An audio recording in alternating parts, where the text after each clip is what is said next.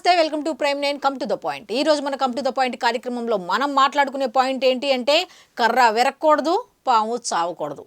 అయినా సరే పరిపాలన సజావుగా సాగిపోవాలి. అది ఎలా సాధ్యం అంటే అందరికీ సాధ్యం కాదు, ఆయనకు మాత్రమే సాధ్యం అనే విషయం మీద ఈరోజు మనం మాట్లాడుకోబోతున్నాం. అసలు డీటెయిల్స్ ఏంటి అనేది, అసలు ఆయన ఏ విధంగా ఇంకొకరికి ఆదర్శంగా మరొక సందర్భంలో నిల్చున్నారు అనే దాని మీద మాట్లాడుకోబోతున్నాం. ఈ వీడియో ఫుల్గా చూడండి, మీ అభిప్రాయాన్ని కామెంట్ రూపంలో తప్పకుండా తెలియచేయండి. అయితే ఇక పాయింట్లోకి వెళ్ళిపోదాం. అయితే నిన్న ఏం జరిగింది అంటే భీమవరం డిఎస్పీ జయసూర్యను బదిలీ చేసింది రాష్ట్ర ప్రభుత్వం అనే వార్త బయటకు వచ్చింది. బదిలీ చేశారు. అసలు ఎందుకు బదిలీ చేశారు ఏంటి అనేది మీద డీటెయిల్స్ మాట్లాడుకుందాం. దాంట్లో పవన్ కళ్యాణ్ తనదైన మార్కును ఏ విధంగా తీసుకువచ్చారు అనే దాన్ని కూడా మనం మాట్లాడుకుందాం. ఫస్ట్ అక్టోబర్లో ఈ డిప్యూటీ సీఎం పవన్ కళ్యాణ్ గారి దృష్టికి స్థానిక నేతలు కానీ స్థానిక ప్రజలు కానీ ఒక కంప్లైంట్ అయితే తీసుకువెళ్లారు. ఏమిటి అంటే అక్కడ ఉండే స్థానిక డిఎస్పీ జయసూర్య ఆధ్వర్యంలో ఆయన పరిధిలో కొన్ని రకాల పేకాట క్లబ్బులు నడుస్తున్నాయి, వాటికి ఈ డిఎస్పీ సహాయ సహకారాలు అందిస్తున్నారు అని. అక్కడతో ఒక పాయింట్. నెక్స్ట్ ఇంకో పాయింట్ ఏమిటి అంటే పవన్ కళ్యాణ్ పేరు చెప్పుకొని అక్కడ పవన్ కళ్యాణ్ నాకు తెలుసు, పవన్ కళ్యాణ్ కింద ఉండే నాయకులు నాకు తెలుసు, సో మీకు ఎటువంటి ఇబ్బంది ఉండదు అన్నట్టుగా అక్కడ జరిగే కొన్ని రకాల కార్యకలాపాల్లో ఈయన పాలు పంచుకోవడమే కాకుండా జనసేన పార్టీకి సంబంధించిన నాయకుల పేర్లు కూడా చెప్పుకొని వాడుకుంటున్నారు అనేది ఇంకో పాయింట్. ఇక మూడో పాయింట్, అక్కడ జరుగుతున్న భూ కబ్జాలకు సంబంధించి లేకపోతే కొన్ని రకాల సెటిల్మెంట్లకు సంబంధించిన విషయాల్లో కూడా ఇతను తలదూరుస్తున్నాడు. అన్నిట్లో ఒక తన ముద్ర అనేది వేసుకొని అవినీతికి సహాయ సహకారాలు అందిస్తున్నాడు ఒక డిఎస్పీ అయి ఉండి అనే విషయాలు పవన్ కళ్యాణ్ గారి దృష్టికి వెళ్ళింది. ఆయన వెంటనే ఏం చేశారు అంటే భీమవరం ఎస్పీకి కాల్ చేసి డిఎస్పీ మీద ఈ విధమైన ఆరోపణలు వచ్చాయి, వాస్తవమా కాదా, నాకు నివేదిక కావాలి వెంటనే అని చెప్పారు. అప్పుడు చాలామంది ఏం చెప్పారు, డిప్యూటీ సీఎం ఏమైనా హోం మంత్రి ఏంటి, అన్ని శాఖలు ఆయనేనా, ఆయన సకల శాఖ మంత్రినా సజ్జల రామకృష్ణారెడ్డి లాగా అని ఇంకెవ్వరూ దొరకనట్టు సజ్జల రామకృష్ణారెడ్డి గారితో పోల్చారు. సకల శాఖ మంత్రి అన్నట్టుగా. సకల శాఖ మంత్రి అవ్వాలి అంటే మంత్రే అవ్వాల్సిన అవసరం లేదు, ఆ శాఖకు సంబంధించిన మంత్రే అవ్వాల్సిన అవసరం లేదు. అన్యాయం జరిగినా లేకపోతే అక్కడ ఏమైనా ఫిర్యాదులు వచ్చినా వేరే శాఖకు సంబంధించిన వాళ్ళు కూడా రియాక్ట్ అవ్వవచ్చు అంటూ హోంమంత్రి వంగల్పూడి అనిత గారే చెప్పారు. మాకు సమన్వయం ఉంది, మేము మాట్లాడుకుంటాం, మధ్యలో మీకు వచ్చిన బాధ ఏమిటి అని ఆవిడ చెప్పుకుంటూ వచ్చారు.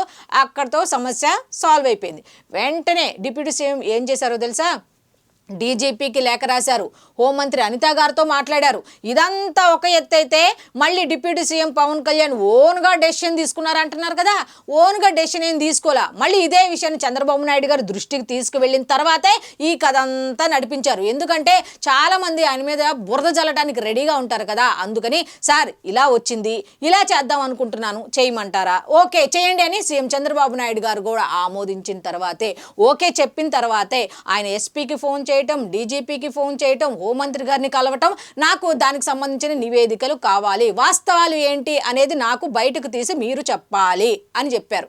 అది చెప్పిన వెంటనే డిప్యూటీ సీఎం దృష్టికి ఏం వెళ్ళినాయో ఏం చెప్పారో ఏంటో తెలియదు కానీ నిన్నైతే ఆయన జయసూర్యని బదిలీ చేశారు. ఆయన ప్లేస్లో ఎవరొచ్చారు అంటే రఘువీర్ విష్ణును నియమించారు.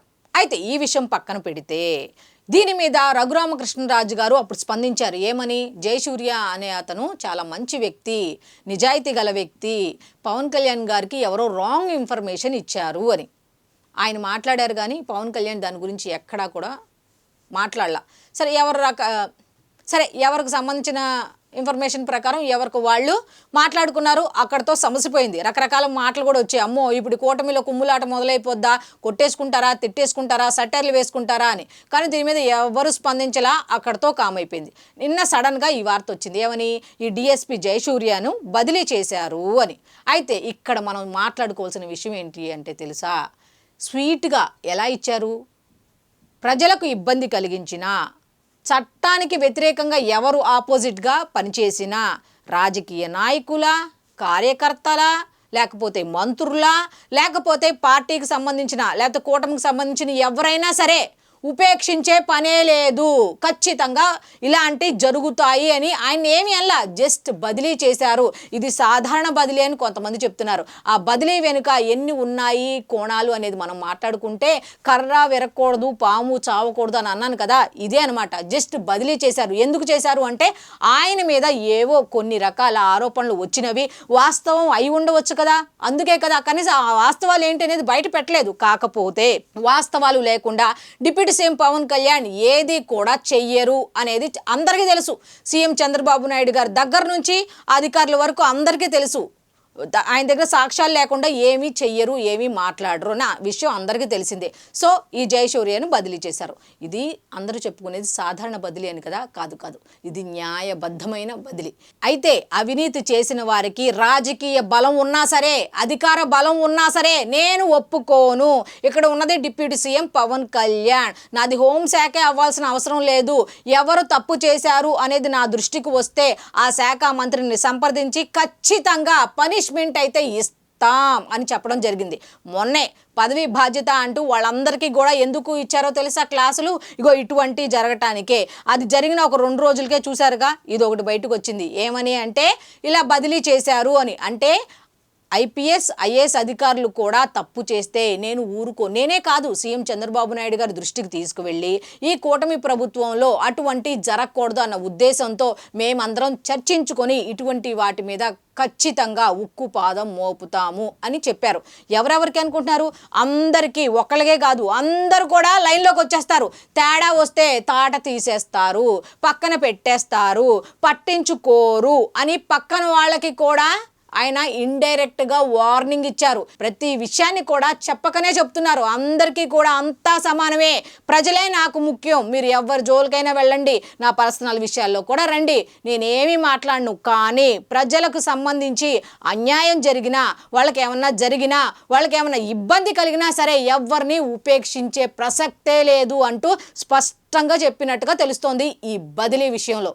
ఆయన ప్రతి విషయంలో కూడా చాలా పారదర్శకంగా ప్రవర్తిస్తున్నారు. ఒక డైనమిక్ లీడర్ లాగా సమాజంలో మార్పులు తీసుకురావాలి అంటే ముందు ఎక్కడి నుంచి ప్రక్షాళన జరగాలి, అధికారుల నుంచి జరగాలి, నేతల నుంచి జరగాలి, మనం కరెక్ట్గా ఉంటేనే వాళ్ళకి చెప్పగలం అన్నట్టుగా ఈ 18 నెలల్లో కూడా ఒక్క అవినీతి మరక కూడా ఇంతవరకు లేదు ఆయన మీద. అవినీతి మరక అనేది కూడా లేదు. ఆయన ఎక్కడి నుంచి ఏ పనులు ఏ నెలలో ఏం చేశాడు ఏంటి అనే దాని మీద ఒక్కసారి పూర్తి డీటెయిల్స్ మీరు కనుక చూసుకుంటే ఒక్క అవినీతి మరక కూడా లేదు. ఎందుకు లేదు అంటే ఇట్లాంటి వాటికే నేను పర్ఫెక్ట్గా ఉన్నా, మీరు కూడా ఉండాలి, ఉండి తీరాలి అన్నట్టుగా ప్రతి ఒక్కరికి కూడా చెప్పుకుంటున్నారు. అలా చెప్పే ధైర్యం ఎవరికి ఉంటుందంటే ఎవరైతే నీతిగా నిజాయితీగా తమ వంతు పనిని, తమకు కేటాయించిన పనిని కరెక్ట్గా చేస్తారో వాళ్ళకి మాత్రమే ఉంటుంది ఆ ధైర్యం. ఈ బదిలీ వంటి చర్యలు ఆయన నిబద్ధతను అర్థంలో చూపిస్తాయి. అంత స్వచ్ఛంగా ఉంటాయి ఆయన నిర్ణయాలు అని చెప్పడానికి. ప్రజలకు ఇబ్బంది కలగకుండా ఆయన చేస్తున్న ప్రతి పని కూడా చూసి ప్రతి ఒక్కరు మెచ్చుకుంటున్న విషయం ఏంటి అంటే వామ్మో ఆయన దృష్టికి వెళ్తే ఖచ్చితంగా వేటు పడుతుంది అన్న భయంతో ప్రతి ఒక్కరు కూడా పనిచేస్తున్నారు. మొన్న కూడా మాటా మంతిలో సర్పంచుల విషయం ఆయన దగ్గరికి వెళ్ళింది. మరి ఏం చేశారు? ఊరుకున్నారా? ఊరుకోలా. సర్పంచుల విషయం ఆయన దగ్గరికి వెళ్ళంగానే మీకు జీతాలు సర్పంచులు ఇచ్చేలా కాకుండా ఎవరికి ఆ పారిశుద్ధ్య కార్మికులు ఉంటారు కదా వాళ్ళకి సర్పంచులు జీతాలు ఇన్ టైంలో ఇవ్వట్లేదు అన్న విషయం ఈ అధికారులు ఆయన దృష్టికి తీసుకెళ్ళంగానే వెంటనే ఏం చేశారంటే స్పాట్లో తీసుకున్న నిర్ణయం ఏంటంటే నేను పై వాళ్ళతో మాట్లాడి సర్పంచుల నుంచి ఈ పారిశుద్ధ్య కార్మికులకు జీతాలు వెళ్లకుండా పైనుంచి వచ్చేలా ఏర్పాట్లు చేస్తామన్నట్టుగా. ఇది కదా ప్రతి ఒక్కరు కోరుకునేది. సమస్య వచ్చింది అంటే ఖచ్చితంగా అక్కడే పరిష్కారం అయ్యేలా ఎవరు చేస్తున్నారంటే ఆయనే చేస్తున్నారు. ఇదే ఆయన చెప్పారు మొన్న పదవి బాధ్యతలో. నా దాకా ప్రతి సమస్య రాకూడదు, మీరు కూడా మీ వంతుగా మీరు చేస్తేనే ఆ సమస్యలు నా దాకా రావు అన్నట్టుగా ఆయన చెప్పుకుంటూ వచ్చారు. పవన్ కళ్యాణ్ పేరు చెప్పుకొని సేవా కార్యక్రమాలు చేయండి, సెటిల్మెంట్స్ కాదు. సెటిల్మెంట్స్ చేస్తే ఏమవుతుందో తెలుసా? మన లైఫ్ని సెటిల్ చేసేస్తారు. సో ఎవరు? ఆయన డిప్యూటీ సీఎం పవన్ కళ్యాణ్ గారు. కాబట్టి ఆయన పేరును సేవా కార్యక్రమాలకు మాత్రమే వాడుకోండి. ఇది నేను చెప్పదలుచుకుంది. సో ఇది ఈనాటి కమ్ టు ద పాయింట్ కార్యక్రమం. మళ్ళీ రేపటి కమ్ టు ద పాయింట్ కార్యక్రమంలో కలుసుకుందాం. అంతవరకు సెలవు, నమస్కారం.